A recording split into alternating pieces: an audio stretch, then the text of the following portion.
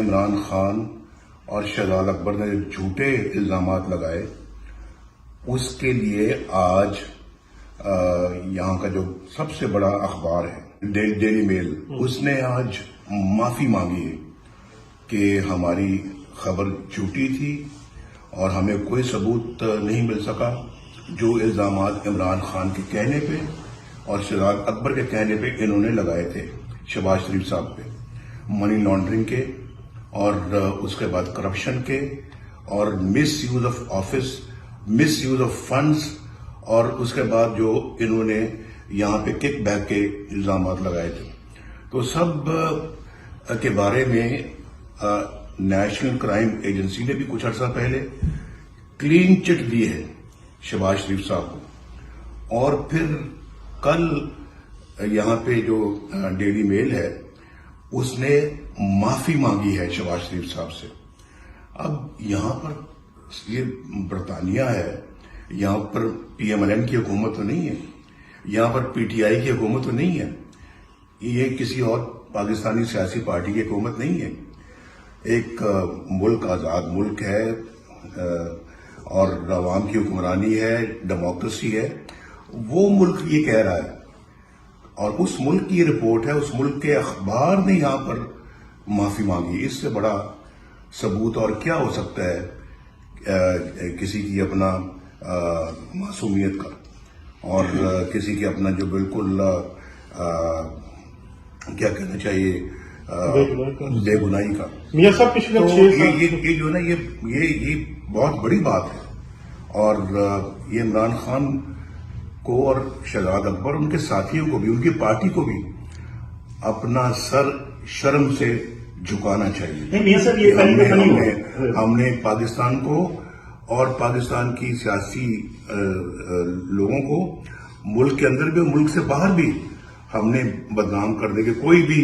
جو ہے وہ کسر نہیں چھوڑی، لیکن اللہ تعالیٰ نے الٹا ان کو جھوٹا ثابت کیا ہے۔ میاں صاحب، نیشنل کرائم ایجنسی ہو یا ابھی یہ ڈیلی میل، اس سے پہلے کاوے جو موسوی تھے انہوں نے بھی باقاعدہ میڈیا پہ آ کے معافی مانگی کہ مجھے استعمال کیا گیا،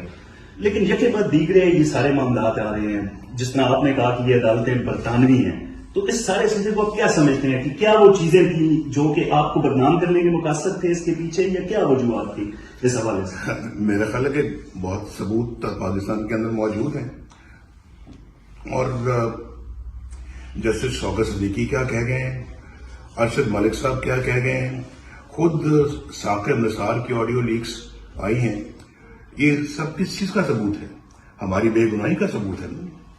اور ایک دن میرا خیال ہے کہ وہ بھی چیزیں سامنے قوم کے سامنے آئیں گی۔ ابھی مریم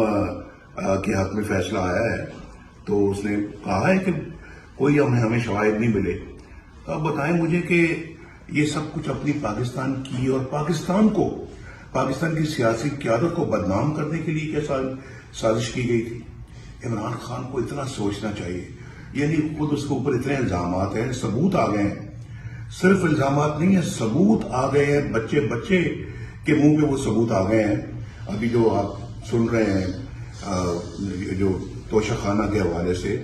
اور ابھی اور بھی بہت سارے کیسز ان کے خلاف ہیں،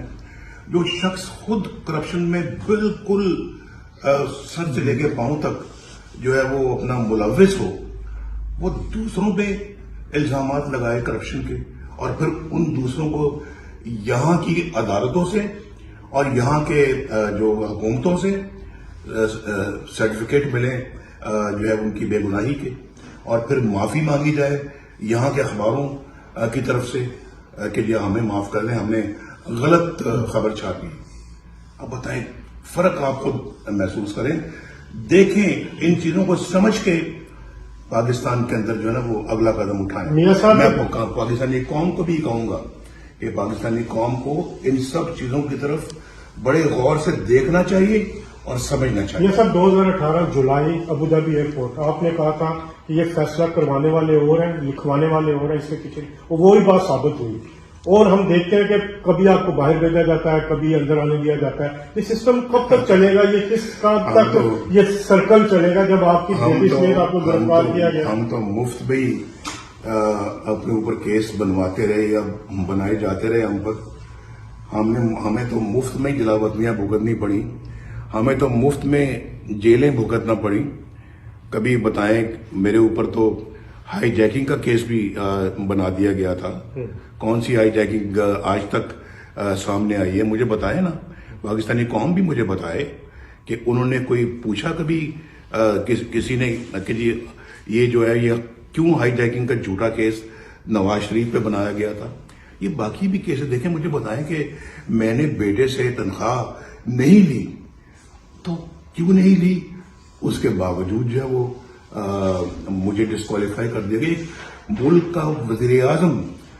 24 करोड़ अवाम का वजीर आजम, उसको सिर्फ एक यानी कि 10,000 माहाना जो रियाल जो है उसकी अपना तनख्वाह अगर वो नहीं ली गई तो उसके नतीजे में उसको डिस्क्वालीफाई कर दिया है। और पाकिस्तान का आज ये असर कर दिया जो आप और मैं देख रहे हैं कि गरीब आदमी की मत मारी गई है, बेचारा अपनी रोजी अपना नहीं कमा सकता, ना अपने बाल बच्चों का पेट पाल सकता है। वो जमाना था 2017 जब पाकिस्तान बिल्कुल तेजी से बुलंदी की तरफ जा रहा था। उस वक्त आप देखें क्या थी कीमतें रोजमर्रा की अशिया की। आटा दाल